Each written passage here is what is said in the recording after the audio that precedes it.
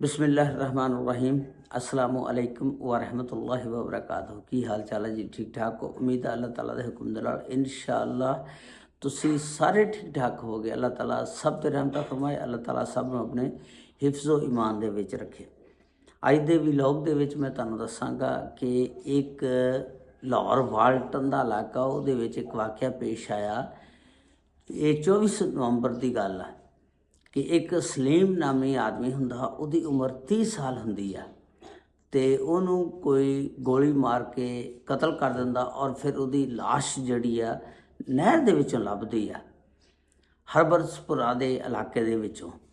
ते उहदी मुकम्मल तफसीलात उहनूं क्यों कतल कीता और उहनूं किसने कतल कीता अज दी इस वीडियो दे विच मैं तुहानूं दस्सांगा। लो जी, जे चैनल ते नवें आ ते चैनल नूं सबसक्राइब लाइक और शेयर जरूर कर देना और नाल नाल घंटी दे बटन नूं जरूर दब देना ताकि जदों भी मेरी नवीं वीडियो अपलोड होवे उहदा नोटिफिकेशन तुहाडे तक पहुँच सके।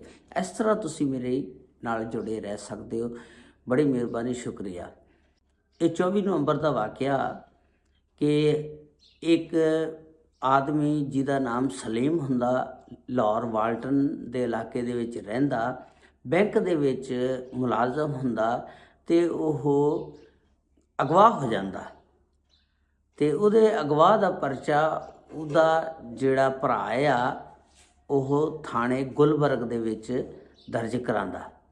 थाणे गुलबर्ग दे SHO तैमूर अब्बास साहब दसदे ने कि जिस वेले इहदा भरा परचा दर्ज कराण आया, FIR दर्ज कराण आया कि मेरा भरा गुम गया, मिलदा नहीं हैगा, ते असीं उहदी तहकीकात दा आगाज़ कीता। मुख्तलिफ जगह ते CCTV कैमरे चैक कीते लेकिन कितों कोई उहदा सुराग नहीं मिल रहा सी। असीं फिर सारे थाणिਆਂ ਦੇ ਵਿੱਚ ਜਾ ਕੇ मालूमात इकट्ठी कीती थाणिਆਂ ਤੋਂ भी कितों कोई लाश मिली होवे।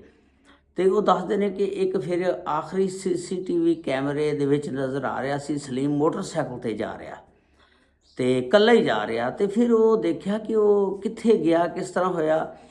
ਇਸੇ ਦੌਰਾਨ ਕਹਿੰਦੇ ਫਿਰ ਜਿਸ ਵੇਲੇ ਅਸੀਂ ਥਾਣਿਆਂ ਦੇ ਨਾਲ ਰਾਬਤਾ ਕੀਤਾ ਨਾ ਤੇ ਹਰਬੰਸਪੁਰਾ ਥਾਣੇ ਦੇ ਵਿੱਚੋਂ ਸਾਨੂੰ ਇਤਲਾਹ ਮਿਲੀ ਕਿ ਇੱਕ ਨਹਿਰ ਦੇ ਵਿੱਚੋਂ ਲਾਸ਼ ਮਿਲੀ ਆ ਤੇ ਉਹ ਤੁਸੀਂ ਆ ਕੇ ਵੇਖ ਲਓ। ਤੇ ਕਹਿੰਦੇ ਅਸੀਂ ਫਿਰ ਉਹ ਲਾਸ਼ ਜਿਹੜੀ ਸੀ ਆਪਣੇ ਥਾਣੇ ਲੈ ਆਂਦੀ ਤੇ ਲਿਆ ਕੇ ਫਿਰ ਉਹਦੇ ਘਰਦਿਆਂ ਨੂੰ ਬੁਲਾਇਆ, ਬੁਲਾ ਕੇ ਪਤਾ ਕਰਵਾਇਆ, ਚੈੱਕ ਕਰੋ ਇਹ ਲਾਸ਼ ਤੁਹਾਡੇ ਭਰਾ ਦੀ ਆ। ਉਹਦੇ ਭਰਾ ਨੂੰ ਬੁਲਾਇਆ, ਉਹਦੇ ਘਰਦਿਆਂ ਨੂੰ ਉਹਨਾਂ ਨੇ ਕਿਹਾ ਹਾਂਜੀ ਜੀ ਇਹ ਸਾਡੇ ਭਰਾ ਸਲੀਮ ਦੀ ਲਾਸ਼ ਆ। ਹੁਣ ਪੁਲਿਸ ਨੂੰ ਉਹਦੇ ਉੱਤੇ ਇਨਵੈਸਟੀਗੇਸ਼ਨ ਕਰਨੀ ਸੀ ਵੀ ਇਹਦੇ ਕਤਲ ਦੇ ਵਿੱਚ ਕਿੱਦਾਂ ਕੌਣ ਮੁਲਵਸ ਆ। ਤੇ ਉਹ ਪੁਲਿਸ ਹੁਣ ਤਹਿਕੀਕਾਤ ਦਾ ਆਗਾਜ਼ ਕਰਦੀ ਆ। ਸਭ ਤੋਂ ਪਹਿਲਾਂ ਤਾਂ ਉਹਦਾ मोबाइल जिहड़ा ना वो पुलिस लैंदी है ते पुलिस आके फिर पुछदी आ उहदे घर वालियां नूं तुहानूं किसे ते शक, किसे दे नाल दुश्मनी, कोई रौला। घर वालियां ने कहा सानूं किसे दे नाल कोई दुश्मनी नहीं, कोई शक नहीं है। तो उन्हें कहा कि पुलिस ने इहदा कोई दोस्त वगैरह, उन्होंने कहा हाँ जी वो फलां दोस्त एक है इहदा, उहदे नाल इहदा लैण देण दा कोई चल रहा मसला थोड़ा जिहा। तो पुलिस ने उस दोस्त नूं भी फड़ लिया, फड़ के तहकीकात दे विच शामिल कर लिया। पुलिस ने फिर उन्होंने पुछया दोस्त नूं कि हाँ जी तेरा इहदे नाल की रौला, की तनाज़ा सी। वो पहला तो तुहानूं पता ना आऊँ बताऊँ बंदा मारदा औलियां बटौलियां भी शायद मैं बच जावां ते डंडा जिहड़ा बड़े बड़े बिगड़े हुए बंदियां नूं सीधा कर लैंदा। जदों डंडा फिरिया तोते की तरह टैंडा बोलण लग पिया। वो कहता हाँ जी जी मैं इनू मैं कतल किया क्योंकि मैं ये कोलों पैसे उधार लए सी ते वो उधार जिहड़े पैसे लए सी उहदा वक्त आ गया सी, वो मंगदा सी, मैनूं बड़ा तंग करदा सी ते मेरे को पैसे है नहीं सी। मैं सोचा कि यार इनू क्यों ना कोई ठिकाने ला दिता जाए ताकि जान छुट जाए, पैसों तो भी जिहड़े देने हैं इनू पैसे।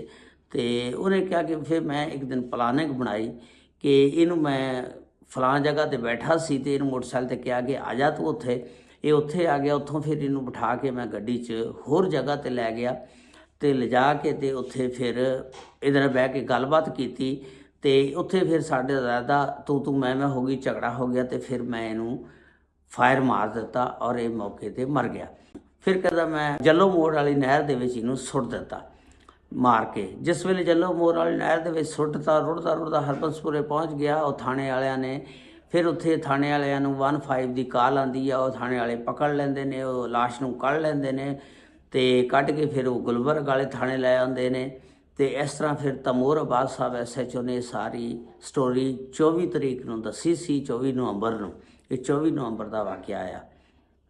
ਅਤੇ ਫਿਰ ਉਹ ਜਿਹੜਾ ਬੰਦਾ ਸੀ ਉਹਦੇ ਉੱਤੇ ਜਿਹੜਾ ਥੋੜ੍ਹੇ ਜਿਹੇ ਡੰਡਾ ਚਾੜਿਆ ਅਤੇ ਉਹ ਸਾਰਾ ਕੁਛ ਫਿਰ ਬੋਲਣ ਲੱਗ ਪਿਆ ਤੋਤੇ ਦੀ ਤਰ੍ਹਾਂ। ਅਤੇ ਫਿਰ ਉਹਨੇ ਇਹ ਵੀ ਇਨਕਸ਼ਾਫਾਤ ਹੋ ਰਹੇ ਨੇ ਕਿ ਉਹਦੇ ਨਾਲ ਇੱਕ ਉਹਦਾ ਦੋਸਤ ਵੀ ਹੈ ਅਤੇ ਉਹਦੇ ਮੁਤਲਕ ਵੀ ਪੁਲਿਸ ਤਹਿਕੀਕਾਤ ਕਰ ਰਹੀ ਆ, ਉਹਨੂੰ ਫੜਨੇ ਦੀ ਕੋਸ਼ਿਸ਼ ਕਰ ਰਹੀ ਆ। ਅਤੇ ਇਸ ਤਰ੍ਹਾਂ ਅੱਜ ਦੇ ਦੌਰ ਦੇ ਵਿੱਚ ਲੈਣ ਦੇਣ ਦੇ ਜਿਹੜੇ ਮਾਮਲਾਤ ਨੇ ਨਾ, ਇਹ ਯਾਰ ਬੜੇ ਖਤਰਨਾਕ ਨੇ। ਅਤੇ ਪੈਸੇ ਕਿਸੇ ਨੂੰ ਦੇ ਨਾ ਬੰਦਾ, ਉਹ ਦੁਸ਼ਮਣੀ ਪਾਉਣ ਵਾਲੀ ਗੱਲ ਆ। ਅਤੇ ਤੁਸੀਂ ਦੇਖੋ ਨਾ, ਇੱਕ ਬੰਦਾ ਯਾਰ ਤੁਹਾਨੂੰ ਪੈਸੇ ਦਿੰਦਾ, ਤੁਹਾਡਾ ਵਕਤ ਸਾਰਦਾ, ਟਾਈਮ ਪਾਸ ਕਰਦਾ, ਅਤੇ ਤੁਸੀਂ ਉਹਦਾ ਉਧਾਰ ਜਿਹੜਾ ਲਿਆ ਉਹਨੂੰ ਟਾਈਮ ਨਾਲ ਵਾਪਸ ਕਰੋ। ਅਤੇ ਅੱਗੋਂ ਉਹ ਵਿਚਾਰੇ ਨੇ ਪੈਸੇ ਵੀ ਸਲੀਮ ਦੇ ਦਿੱਤੇ, 30 ਸਾਲ ਦਾ ਜਿਹੜਾ ਬੈਂਕ ਮੁਲਾਜ਼ਮ ਆ, ਅਤੇ ਨਾਲ ਆਪਣੀ ਜਾਨ ਵੀ ਗਵਾ ਬੈਠਾ। ਅਤੇ ਇਹ ਤਾਂ ਹਾਲ ਆ ਲੋਕਾਂ ਦਾ। ਅਤੇ ਬਹਿਰਹਾਲ ਕੰਨੀ ਕਤਰਾਣੀ ਚਾਹੀਦੀ, ਪੈਸੇ ਵੀ ਨਹੀਂ ਕਿਸੇ ਨੂੰ ਦੇਣੇ ਚਾਹੀਦੇ। ਔਰ ਜੇ ਦਵੋ ਵੀ ਪੈਸੇ ਥੋੜ੍ਹੇ ਜਿਹੇ ਦਵੋ, ਤਾਂ ਕਿ ਬਹੁਤੀ ਰਕਮ ਨਾ ਦਵੋ ਜਿਹਦੇ ਵਿੱਚ ਆ ਕੇ ਫਿਰ ਉਹ ਲਾਲਚ ਦੇ ਵਿੱਚ ਆ ਕੇ ਤੁਹਾਨੂੰ ਹੀ ਮਾਰ ਕੱਢੇ। ਬਸ ਐਵੇਂ 50,000 ਤੋਂ ਥੱਲੇ ਦੇਣੀ ਚਾਹੀਦੀ ਆ। ਇਸ ਤੋਂ ਉੱਤੇ ਰਕਮ ਜ਼ਿਆਦਾ ਨਹੀਂ ਕਿਸੇ ਨੂੰ ਦੇਣੀ ਚਾਹੀਦੀ। ਜ਼ਿਆਦਾ ਦਓਗੇ ਤਾਂ ਫਿਰ ਉਹ ਲਾਲਚ ਦੇ ਵਿੱਚ ਆ ਕੇ ਤੁਹਾਨੂੰ ਮਾਰ ਦੇਗਾ। ਬਹਿਰਹਾਲ ਪਹਿਲੀ ਤਾਂ ਗੱਲ ਆ ਯਾਰ, ਦੇਣੀ ਨਹੀਂ ਚਾਹੀਦੀ। ਜੇ ਕੋਈ ਖ਼ਾਸ ਬੰਦਾ ਹੋਵੇ, ਜ਼ਰੂਰਤਮੰਦ ਹੋਵੇ, ਉਹਨੂੰ ਪੈਸੇ ਉਧਾਰ ਦੇ ਦਿਓ। ਅਤੇ ਲੇਕਿਨ ਉਧਾਰ ਵਾਲੇ ਨੂੰ ਵੀ ਚਾਹੀਦਾ ਅਗਰ ਲੈ ਤਾਂ ਫਿਰ ਵਾਪਸ ਤਾਂ ਕਰੇ ਨਾ। ਅਤੇ ਉਹਨੇ ਜੇ ਅਹਿਸਾਨ ਕੀਤਾ, ਉਹਦੇ ਅਹਿਸਾਨ ਦਾ ਬਦਲਾ ਇਹ ਤਾਂ ਨਾ ਵੀ ਤੁਸੀਂ ਉਹਨੂੰ ਮਾਰ ਕੱਢੋ। ਅਤੇ ਅੱਲਾਹ ਤਾਲਾ ਸਭ 'ਤੇ ਰਹਿਮਤਾਂ ਫਰਮਾਏ। ਇਹ ਸੀ ਅੱਜ ਦਾ ਵਲੋਗ ਜਿਹੜਾ ਮੈਂ ਤੁਹਾਡੇ ਨਾਲ ਸ਼ੇਅਰ ਕੀਤਾ। ਉਮੀਦ ਆ ਪਸੰਦ ਆਇਆ ਹੋਵੇਗਾ। ਮਜ਼ੀਦ ਇਨਵੈਸਟੀਗੇਸ਼ਨ ਜਾਰੀ ਆ, ਹਜੇ ਜਿਵੇਂ ਜਿਵੇਂ ਉਹਦੀ ਇਨਵੈਸਟੀਗੇਸ਼ਨ ਆਏਗੀ ਇਨਸ਼ਾਅੱਲਾ ਤੁਹਾਡੇ ਨਾਲ ਸ਼ੇਅਰ ਕਰਾਂਗੇ। ਅਸਲਾਮੁ ਅਲੈਕੁਮ ਵਰਹਿਮਤੁல்லாਹਿ ਵਬਰਕਾਤੁਹੂ।